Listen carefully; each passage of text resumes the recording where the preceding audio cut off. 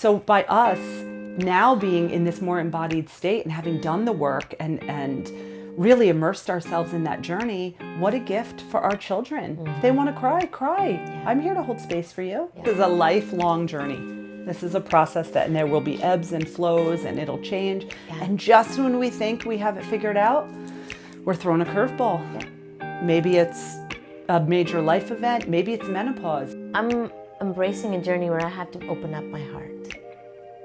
Been on both sides of it. You've held space.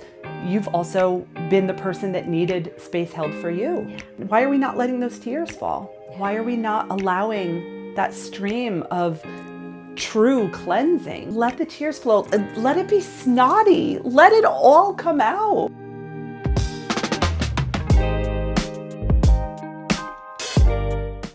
Welcome, René Connolly. This is Reignite with Re podcast. I'm here sitting and we're going to be discussing all things DBT therapy, somatic, and how the combo come together. And I'm going to highlight René's gifts and what her offerings are today. We're going to have a little story, how we can help women out there access this help and the tools that have changed my life, that put me on a path of self-discovery and also a path to know that the answer was within me. And that I wasn't a problem in this world, even if I felt like it at times, if I felt like too much. And we've had that conversation. Yes. But René, I want to ask you, can you share a little bit about your history and what brought you into sharing DBT and becoming a counselor? Oh, start at the very beginning. Yeah. So I had a difficult childhood, which definitely put me on a trajectory that there was a moment in my late teens, early 20s where I recognized that I had a choice. And I could either follow down this path of self-destruction or I could put on my big girl pants and I could choose something different and I could commit to myself.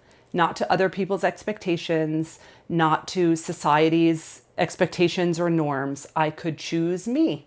So I started going for therapy myself and I went to college, degree in psychology, and then I went for my undergrad actually in applied behavioral sciences because I thought that I was going to be working with children and adults with autism. And I had a professor somewhere along the line who said, René, I could really see you in mental health counseling. And I said, yeah, I don't know. I feel like I've had so many experiences and, I had such a tough life. I thought that it would make me too jaded and it would make me too much for that type of work. And could I really witness others? And did I have the ability to hold space for others as they shared their journey? But I started to take a few classes. I absolutely fell in love with it. And I ultimately graduated with my master's in mental health counseling. I took a few years off while I had my children. And then last year, I returned back into the workforce. And I'm currently working for the Hawaiʻi Institute for Integrative Behavioral Health in Honolulu. And I think I have about 10 clients now. And then I'm also leading 2 dialectical behavioral therapy and somatic groups. And the dialectical behavioral therapy groups are through Hawaiʻi Institute? Yes. Hawaiʻi Institute for Integrative Behavioral Health. We'll have all of that information in the show notes, but wow. Yeah. It's been a long journey, but an exciting one. And now I'm just so honored to hold space for women and men. I have a few male clients as well. Oh, that's good. Yeah. See, it's important for us to offer that for men and women, right? I also have a client who's 13 years old. So starting on that path early and learning the tools. And she has an amazing mama.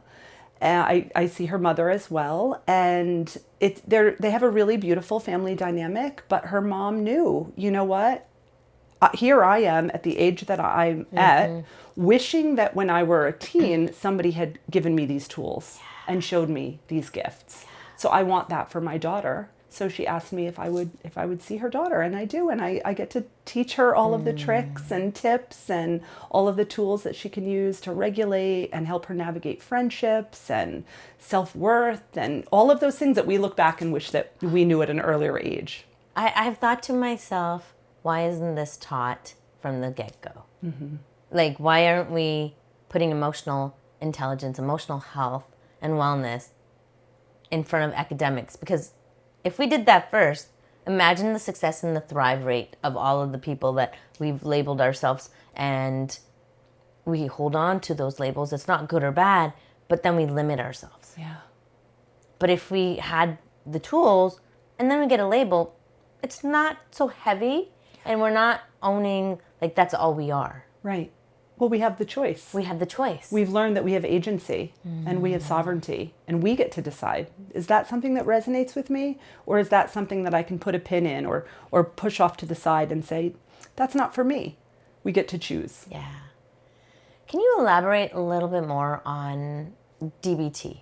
So DBT is actually, I guess, what you consider an offshoot of cognitive behavioral therapy. So it is a form of talk therapy. It's very similar in a lot of ways. There are 4 core components of it. So the first is radical acceptance, which is something that just really lights me up. Yeah. The next is distress tolerance, interpersonal effectiveness, and mindfulness. So those are the 4 components. And it's just learning all of those tools and learning, what is radical acceptance and how can we apply that to our lives, and how can that change our self-worth and give us that agency and that power to use our voice. And mindfulness, how do we slow down?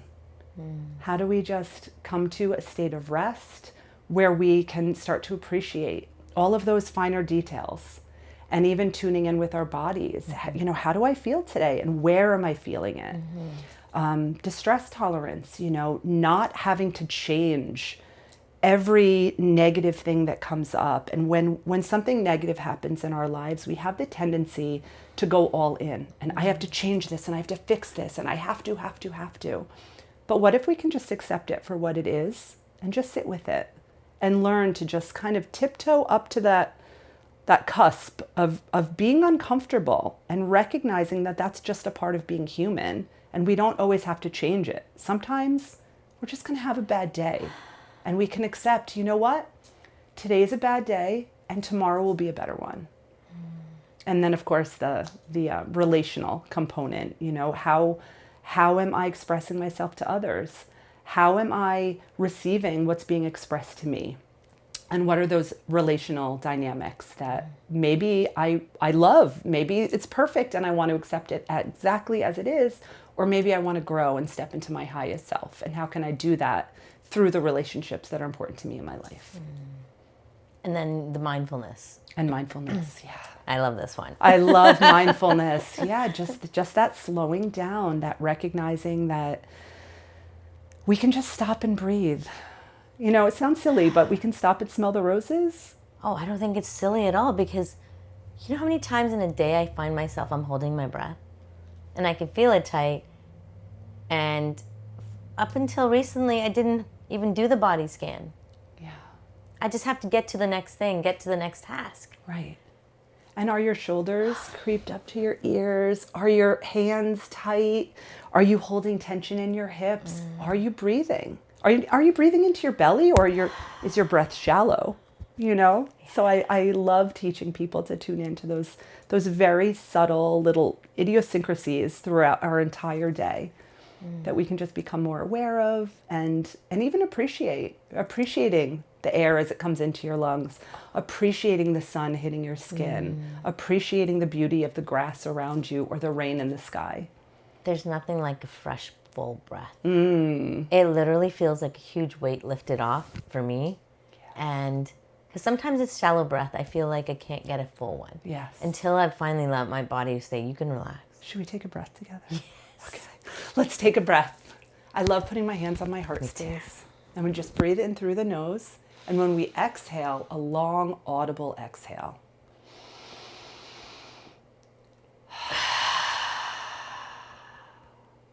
Excellent. That was so good. Isn't it amazing? Just one quick breath in the middle of the day that can really just shift. I love that. I needed that because we got started. I usually do my little prayer and get us dropping in. Yeah. That helped me right there drop in. Excellent. And it took what? 4 seconds? Yeah. You can do that anywhere. You don't, I'm a ritual person, but sometimes I find if I don't follow my ritual, rigidity, I get in my own way. And realizing, and I recognize this in many people offer that they do it too. So it's not like I'm exclusive. No, you're But not. We all we all want it in a certain way. It's like, it's a level of control. Yeah. And letting go and being like, oh, I forgot and I missed it. Or I forgot my morning meditation, but I have 4 minutes right now. You can do it at any time. Yeah, 90 seconds. 90 seconds of breath work can completely turn your day around. Big shifts. It's so good to regulate your nervous system, your parasympathetic nervous system, stimulate your vagus nerve, which is, responsible for so many of our body functions. So to be able to just have that moment, give yourself that gift, Can we just give ourselves permission to slow down and breathe? Give yourself permission. You don't need it from anybody else, but give yourself a permission. Yeah. Oh, what a concept. Yes. You just say yes to yourself. Yeah.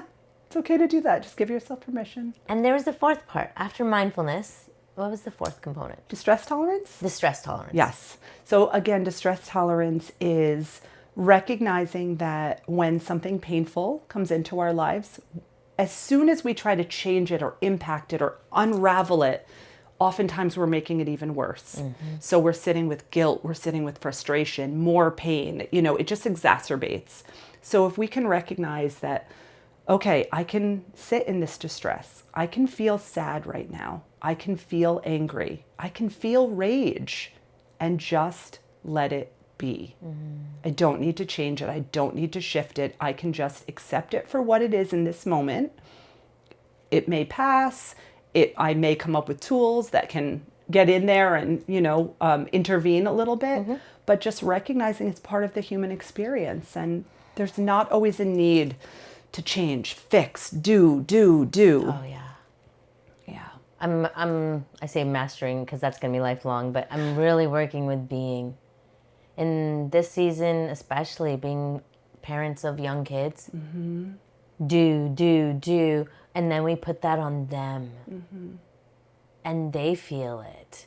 And there's this constant intensity we bring onto these little humans. Right. How many times I've caught myself, my daughter just wants to play. She wants to get a Play-Doh and she wants to work with her hands. I'm like, well, we only have 5 minutes, Mila. You got this, and we got to go. I have to make dinner. I have to do, there's laundry that needs to be switched. Yeah. And what are we telling our children when we do that? You're too much. Yeah. My needs supersede your needs.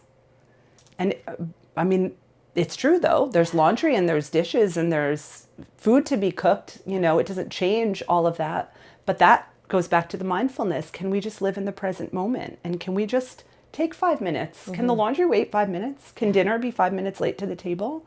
Can we just sit and, again, give ourselves permission to play? Get messy with Play-Doh. Bringing that joy and that playfulness back into our lives, that childhood expression. I love that. Yeah. I really do. I always feel better. If I stop and paint with her or play with her and give her that attention, we feel so differently and connected, and that guilt is gone. Do you find a difference between men and women? Because I will observe my husband. He can sit and do it, no problem. He drops whatever it takes.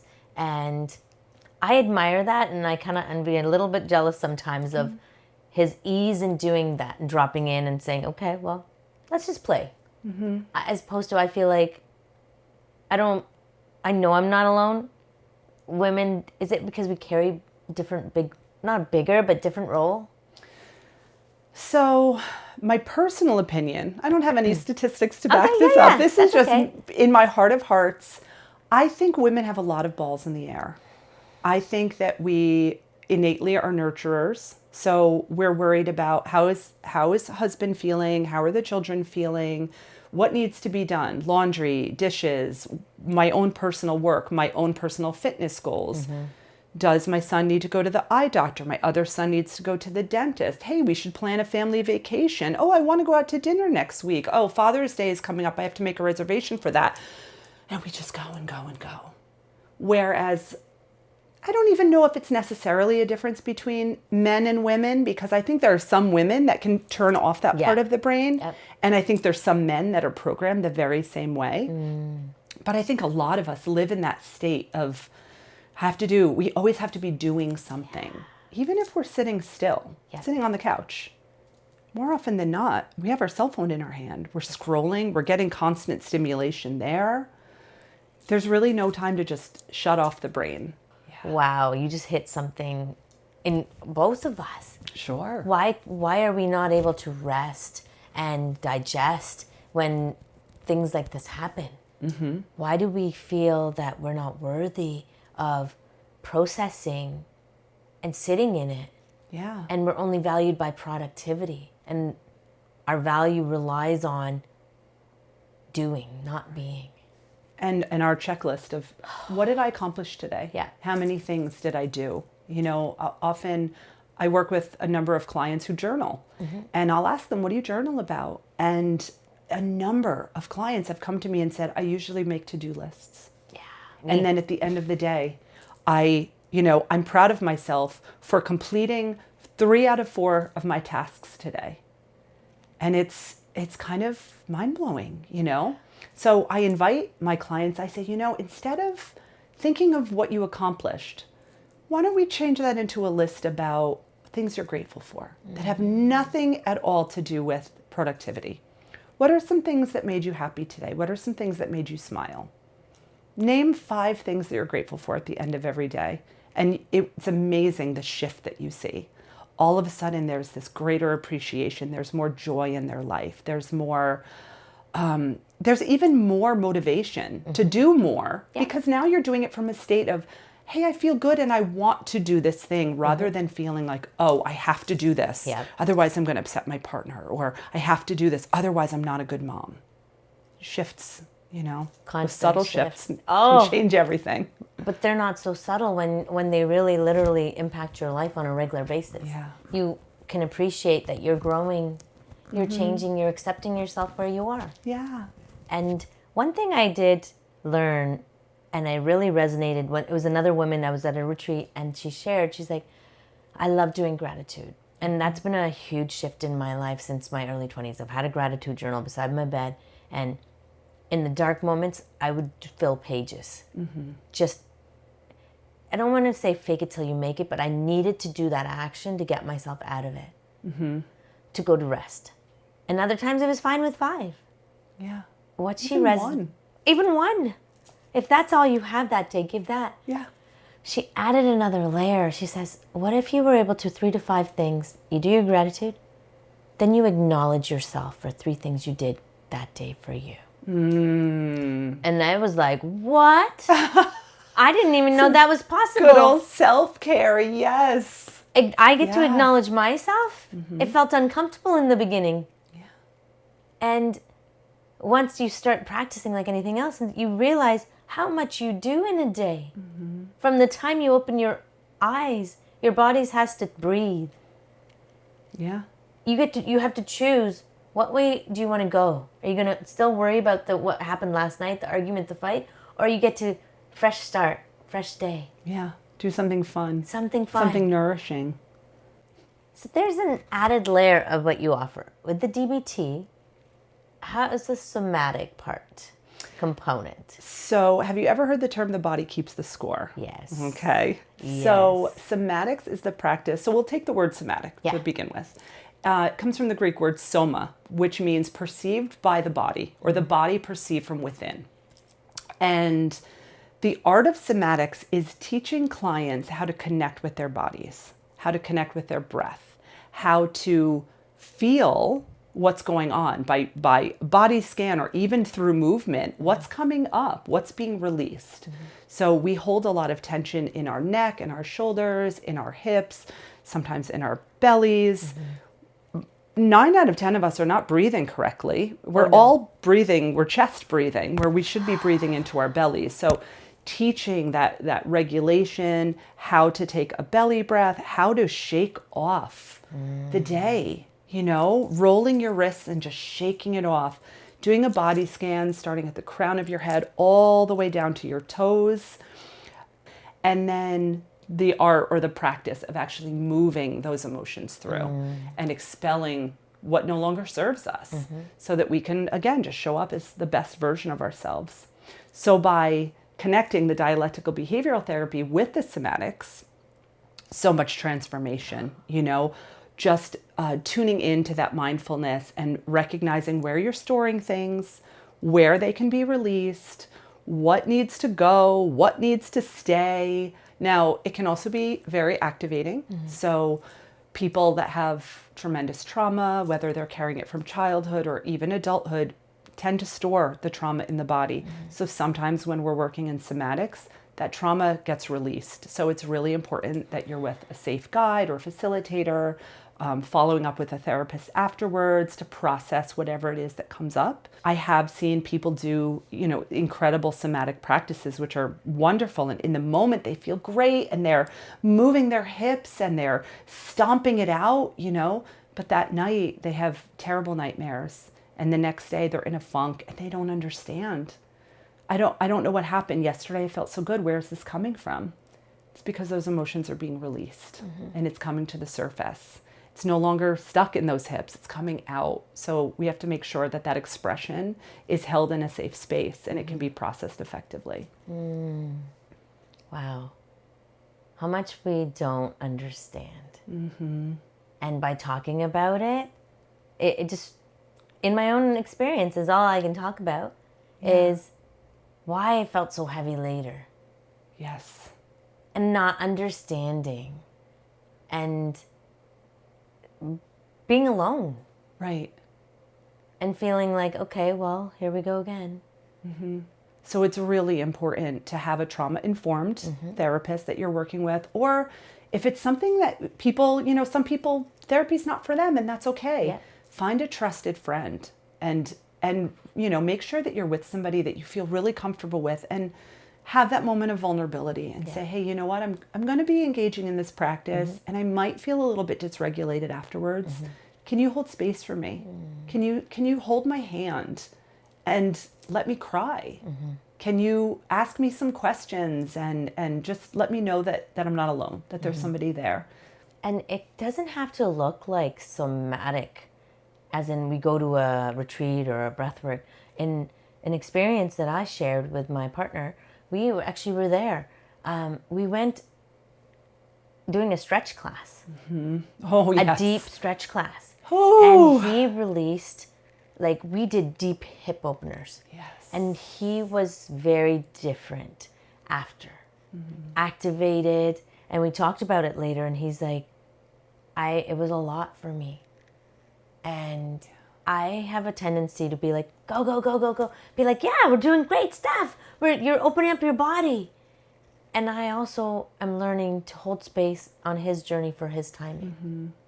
Because his opening is different than mine. Right. And if he's never done that and never experienced it, to do it for the first time, he didn't have the understanding. He thought he was dealing with just the body. And what released after was a level of, it can look like exhaustion. It can look like emotions and all kinds of things. Confusion. I Confusion. don't know where this is coming from. Yeah. A lot of grief is stored in our hips. And when that gets released, it can be, Heavy. a grandfather that passed away 20 years ago, but that energy is still living within you. And based on what you believe, we believe in my family that it could have been even not from this life. Yes. What we had in our DNA. It could be ancestral. We carry 7 years of ancestral trauma. So imagine just what's stored in us all the time. And having that acceptance part of understanding that I may not know. I may not know who's and what this is, but I'm the chosen one in the family to release it and to take those steps forward. Yes. And there are so many tools for that. And that's why I love the dialectical behavioral therapy, DBT, that mindfulness, the distress tolerance, the interpersonal effectiveness, all of that. Those are some of the greatest tools. And breath is my favorite. Breath is just my favorite tool. When all else fails, I come back to my breath. Anywhere. Here, supermarket, alone, at home, in the shower, anywhere I am. When I feel dysregulated, my first thing is just coming back to my breath. And that's where I start. I do a couple of nice deep cleansing breaths. I'll feel my heart rate. You know, you have your hand on your heart. You can actually feel your heart rate begin to slow down a little bit. And once you realize that you're in that space where you're ready to continue to be curious, then you do your body scan. And where is it? What do I need to release? And then you come in with those interventions, those tools, and maybe it's just breath. Maybe it's taking a nap. Maybe it's dancing. Maybe it's crying. Crying is an amazing tool. We don't cry enough. No. We do not cry enough. Yeah. You know, the tears, we're alchemizing the salt water, getting into the ocean. We're so lucky to live here in Hawaii where we can just get into that ocean water. But crying is such a powerful release. You saying that, I caught myself how quickly I needed to have it like a little present. Cried, done, wrap it up, put it away.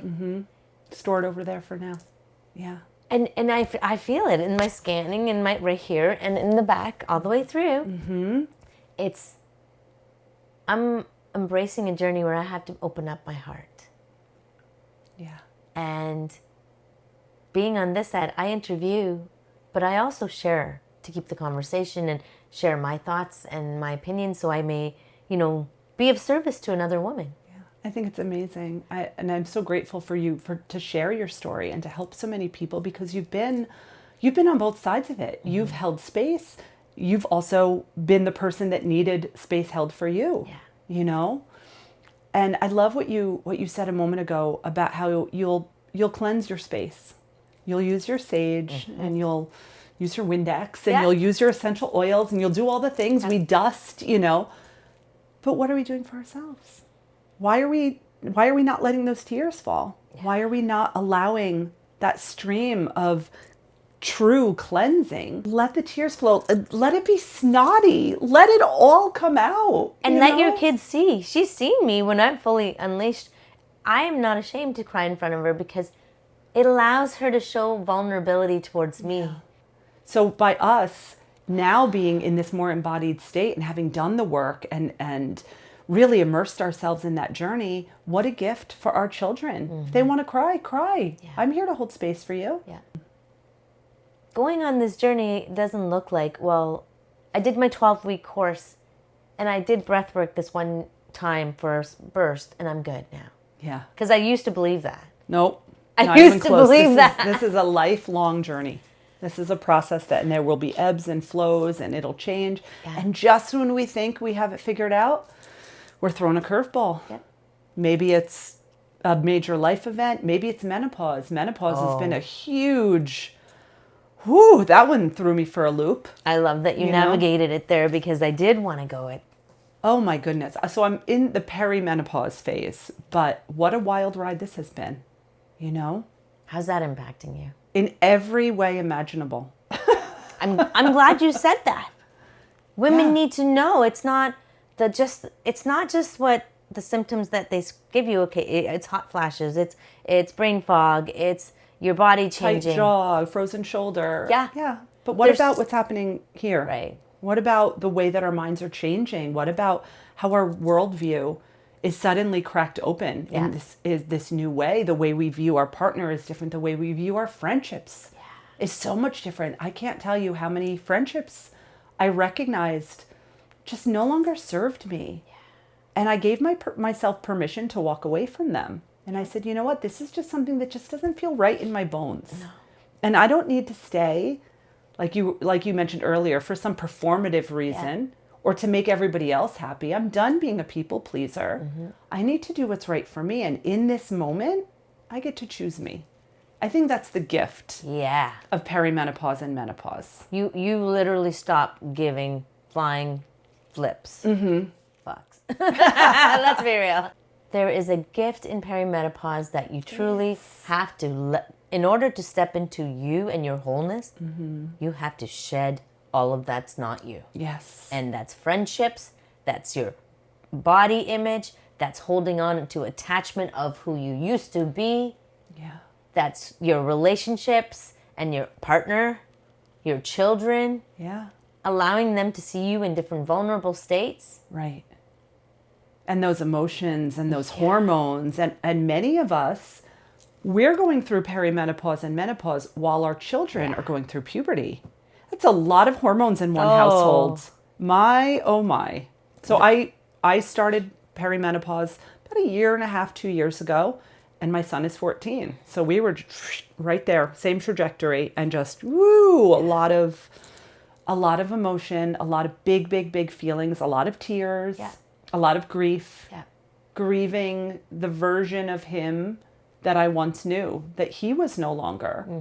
And then I'm not sure if he was grieving a version of me, but I think he had so many of his own feelings of what does this mean and what type of man do I want to step into and how do I become more independent, and what do my friendships look like? He had to walk away from a number of friendships as well. He recognized these were friendships that weren't serving him, and they weren't leading him on the path of the type of man he wants to become. So we were both kind of in that place together, and it was so beautiful to witness. It really was, or is, because we're still in it. It's not, it's like a decade long unless you're like me, and it's overnight, it felt like. And I say that lightly, but it wasn't overnight. Doing a timeline on my life, at 38, my body was changed. Yeah. That's like, Mila was one, at my 1 year appointment checkup, doctor's like, you have premature ovarian failure. What does that mean? You're in menopause. Yeah. And that set me on what I thought was like unraveling. And I literally used the word, I think I'm going crazy, at the emergency when I almost wanted to check myself in. Really was an awakening of, you have to let everything that you knew as it was go. Yeah. And that looks different for every person. I'm not saying it has to be as extreme. For me, though, there was also a lot of trauma and a lot of packaging myself to be palatable and packaging my body image to be fit for a lot of different roles in the corporate world and whatever. I was a chameleon. Yeah. But my body was exhausted, my mind was exhausted, and it said, if you didn't want to do the work, I'm going to make you do the work. And it was such a rude awakening, and to the point where I had no choice. And that was my door to DBT. Yeah. That was when I went to what I thought I was checking myself in, was the awareness and the door opening to, I'm asking for help. I'm not going to handle no as an answer. And the medical system fails us because they are only built to treat symptoms. Yes. So they sent me off with an antipsychotic. And as I dug more, there was a lady at the front desk and said, here's a card for this program called Coast. Maybe you want to call them. You have to call them. They're separate from us. And that was the beginning. I called them. They had a 12-week program on DBT. Yeah. They supported. They had doctors. They had facilitators. There was a group session. And it started with educating myself. And that's what it is. It's not a fix. No. It's not, here you go, this will fix you. All it is, hey, I'd like to introduce you to some tools that you can use so you can heal yourself. Because it's all about that empowerment and that agency and knowing that we have the skills. We have it within us. Yeah. Sometimes we just need a little bit of guidance. We need a map. Yeah. We need somebody to say, are you breathing? Yeah. Our parents didn't know. No. We come from a generation, and it's very, very clear. They did the best they could. They didn't know. This wasn't taught to them. And if you were lucky, you fell into yoga, or you pursued some movement, and that helped you bridge a relationship that was maybe less traumatic. Right. If you're lucky. If you're lucky. Otherwise, you're turning to substances. Yep. You're drowning out those, because again, it's about treating the symptoms. It's not about treating the root cause. Yeah. And sometimes there's no knowledge of what that root cause is. No. But we know there's something that's making us not feel good. So can we just drink a bottle of wine every night? Yep. Or turn to harder substances to get through that? Chase a high, whether it's dopamine or a drug, or staring at our cell phones. We're chasing a high. We're getting that dopamine hit consistently. Yeah. And we're a society of just being addicted. Yeah. Can we shift it? Can we become addicted to ourselves? I think so. Yeah, let's do it. I truly believe so. I think that's part of the basis of this Reignite with Reet movement, I'm calling it, podcast, coaching, is reignite yourself. Reignite so deeply within yourself. Within. The fire within. Yeah. And whatever that may feel for you, it's not going to be the same for all of us. Right. If that means you want to take a course, if you want to go take a clay making class, if it's something that reignited goes way deeper than now. What brought you joy in your early 20s in high school that somebody put that fire out? Right. Or as a child? As a child, I think there's a different fire in each phase. You know, childhood, adolescence, young adulthood, and then, of course, the perimenopausal and menopausal years. Boy, is there a fire there. Oh my gosh. But, you know, for so many years, I heard about menopause, and it was this big, scary thing. And it felt like a death sentence. Yeah. And it felt like, oh, you just be grateful that you're bleeding because wait till you hit menopause. And Yet, when you're starting to come into it, you realize it's like the most powerful years. these are wise women years. This is where we enter into that wise mind that we talk about in DBT. Yeah. The wise mind, the mind that's... Self-certainty. Yes. Self-assurance and knowing your worth and value. Right. And trusting our intuition. Yep. Trusting that voice within. Non-negotiables. Non-negotiable. Nope, this I is love it. this. I'm not going to be influenced by my partner, my children, society, the news, TikTok, Reddit, anything. Yeah. What does my heart of hearts tell me? What is my intuition? What does my personal journey and all of the lessons that I've learned along the way? Where do I want to be now? What power do I want to step into? And it's having that agency to do so. Thank you. Thank you for talking about that. Thank you for that Perimenopause, sigh. menopause.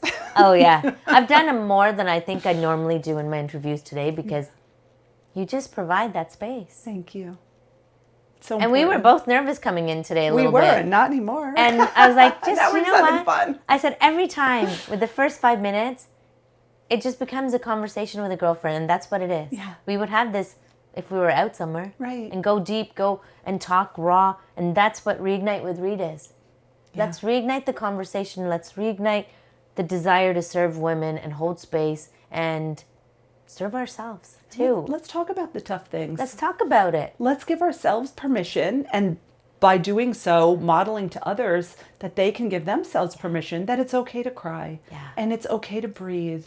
And it's okay to choose yourself. Yeah. And And it's okay to change your friendships and change your career. Yeah. You want to become somebody yeah. new at 60? Become somebody new at 60. Hey, 45 podcaster, I love it. 45 life coach. Yes. You know, that's been on my heart.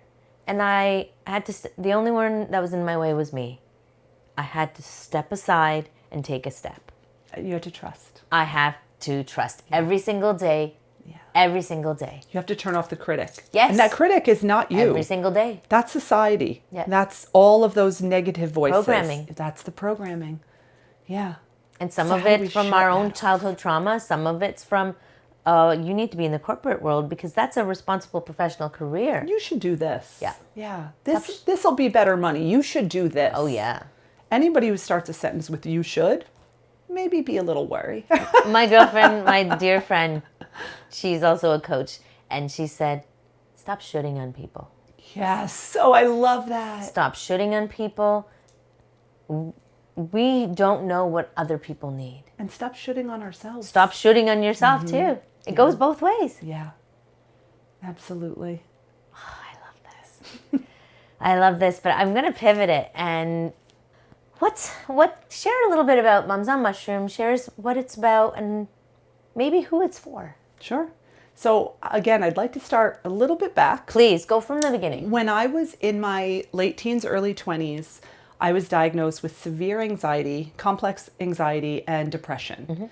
And they put me on Librium, which is a form of lithium. They put me on Paxil. They put me on Prozac. They put me on Wellbutrin. They put me on all of the things under the sun. And then I finally found Zoloft. And I loved Zoloft. Zoloft made me feel great. I didn't have anxiety attacks. I didn't have the depression. I was mellow. I was calm. I was good. I really loved my Zoloft. And then I wanted to have a child. And I got pregnant with my first child via IVF, which is a very difficult process. And I said to my doctor, you know what? I had all these hormones injected into me, and I just feel like it's too much. I said, I'd really like to stop taking the Zoloft. I'm finally, having a baby after 10 years of infertility. I said, I don't want to be on this anymore. And he said, I really think that the benefits outweigh the risk. We're going to keep you on the Zoloft.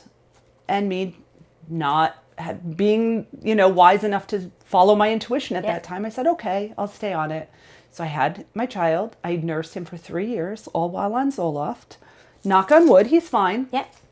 But as he was growing up, I realized that all of the things that I loved about Zoloft were actually not serving me as well as I thought they were.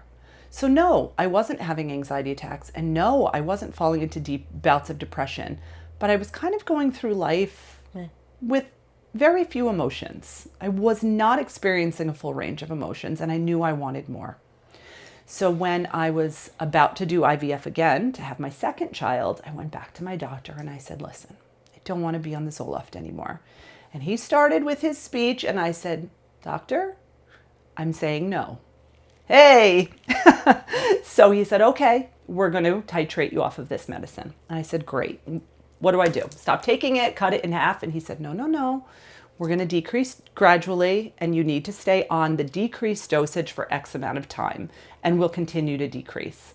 And I was in a hurry to get off of this. I said, no, I'll do it faster. And when I did it faster, I had the brain tics, and the anxiety came back, and the nausea, and the dizziness, and I felt terrible. So I realized I actually have to do this protocol to wean off.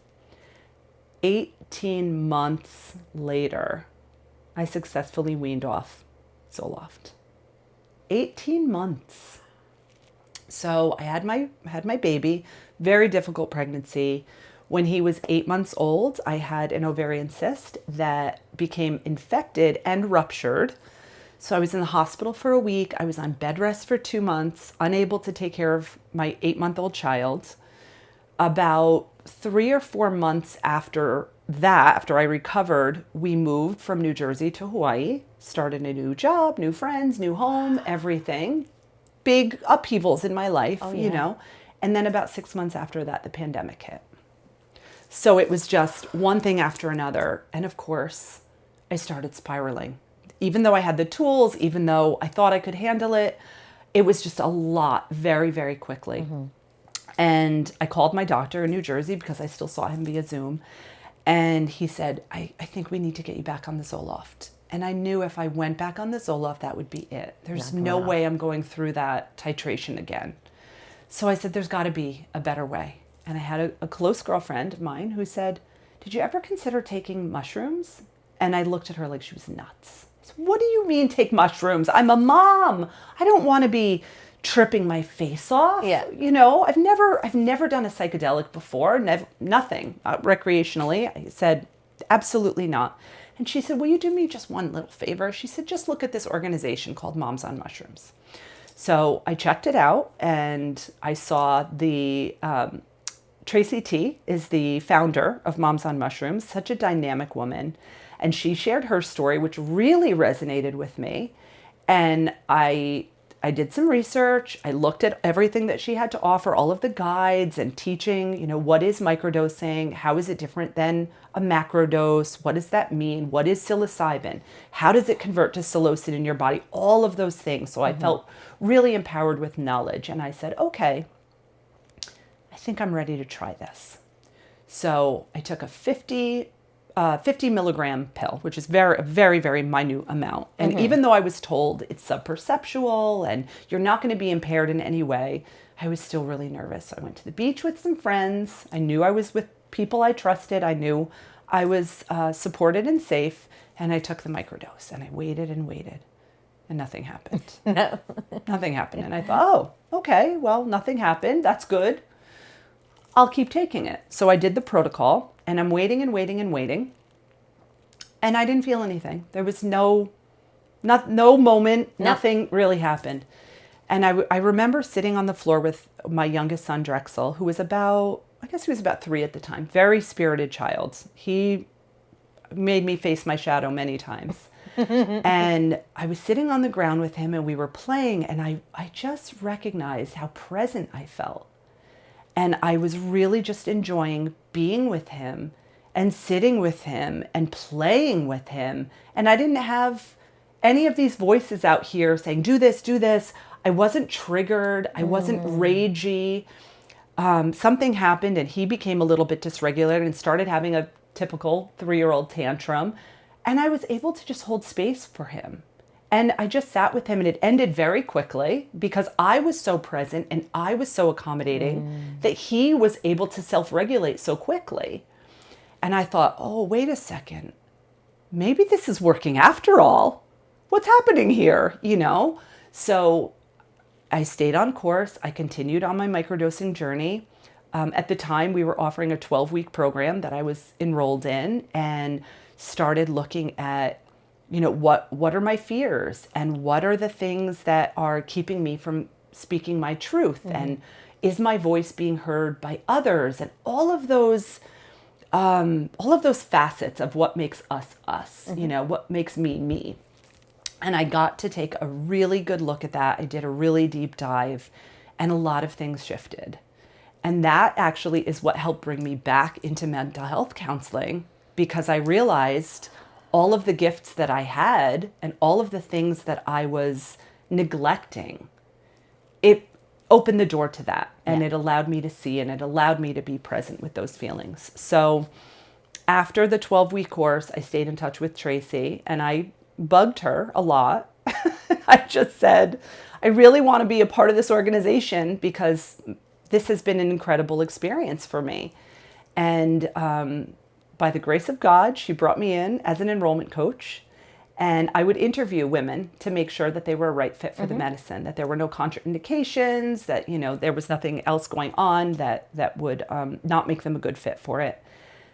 And I heard stories of pain and suffering and tragedy and loss and desperation, so much desperation. And I've tried these medicines, and I've tried the Wellbutrins, and I've tried this, and I've tried that, and I'm at the end of my rope, and I don't know what to do anymore.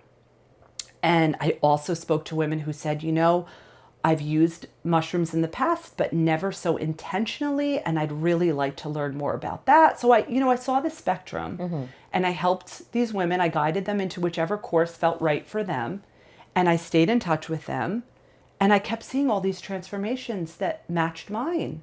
Just incredible growth and honesty and just happiness, So it went from desperation to, hey, you know what? I've got this. There's these little mushroom allies that are here to hold space for me and show me the things that I need to see. I'm supported by this community. And now I'm head of partnerships for Moms on Mushrooms. So it's been 3 years. And I do that in addition to working in mental health counseling here in Hawaii.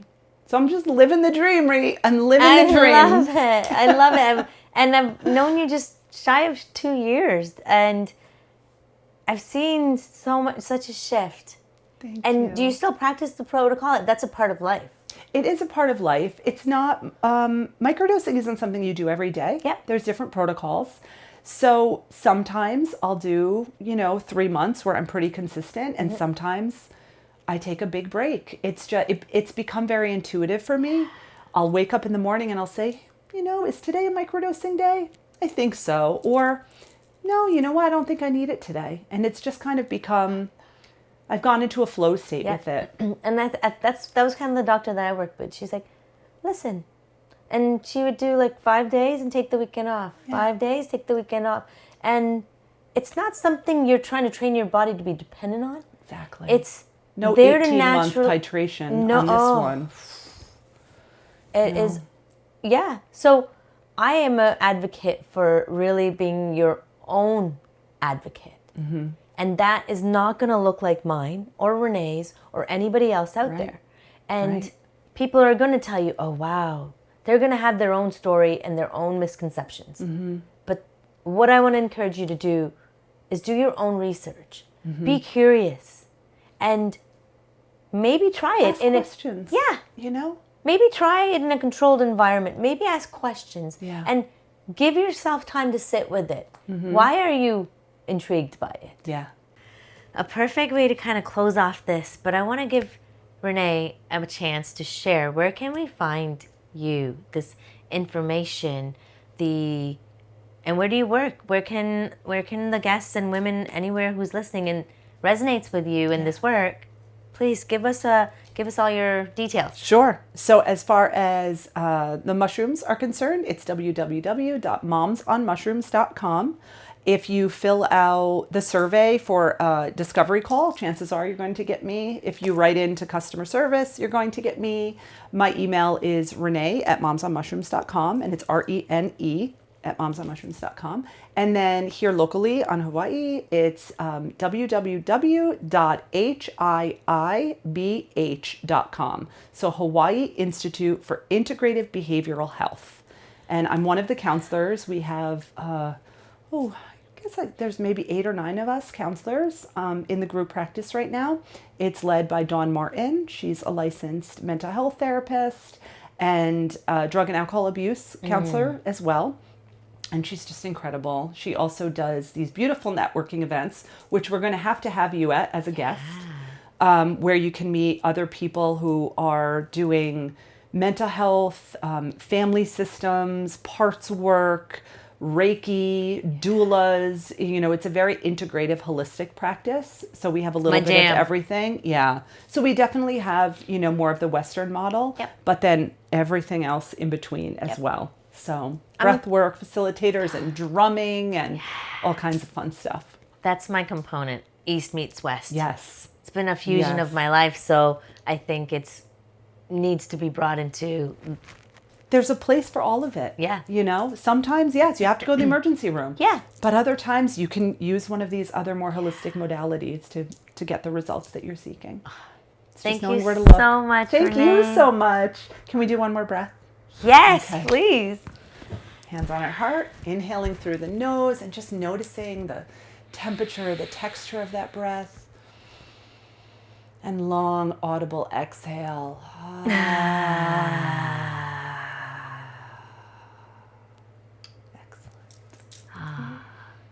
was very different than the first one. Thank you so much. Thank you, Amazing.